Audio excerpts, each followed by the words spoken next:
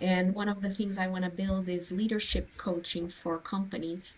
Like I want to draw from my corporate experience as a leader of people and be able to come into companies as a consultant and help them with their leadership challenges or employee engagement challenges and things of that nature. Like I'm really passionate about that kind of stuff. That's wonderful, though. It's who you are authentically. It is who you are. You can see it in your work and in your life, and then your entrepreneurship. So that means there's probably a lot more purpose behind it. That's where your passion is, and Yeah. I can definitely see that being a success for you. In other words, that well, Yeah, definitely. And this is more from the corporate world. I was in 23 years there. The last 15 of those years, I led people. And I noticed over the time of my leadership career that the leaders who were more effective and better leaders in general were the more empathetic leaders, the leaders who understood people, who saw the employee as a whole person rather than just like a number generating machine or a product generating machine. And so having people skills as a leader is so important. And you would be surprised, Sarah, by how many managers and directors and leaders in companies don't have people skills.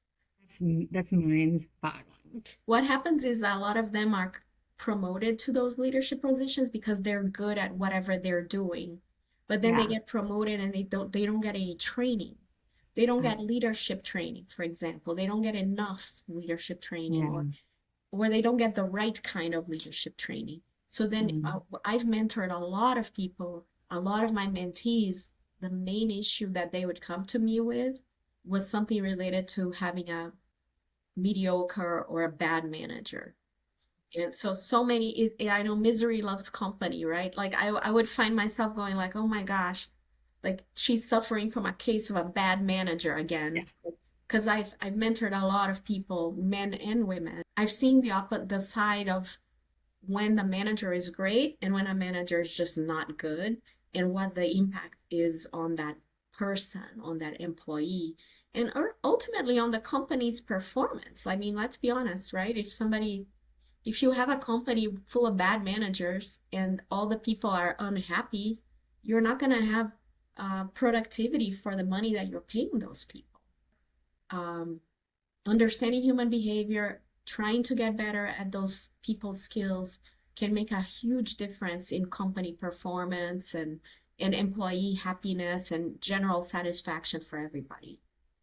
Yeah. I was speaking with someone earlier today about emotional intelligence, and this ties right into that as well. So the Yeah, more emotionally intelligent a person is, the better leadership skills there are. And you can absolutely. understand emotional intelligence is just understanding human behavior. Yeah. And yeah, like you said, it's Self-awareness, social self-awareness. awareness, Yeah. empathy. Yep, And how definitely. closely that is impacted by relational connections Yeah, with like filled cups outside of work too, but it does actually overlap. It it does. connects. It really does.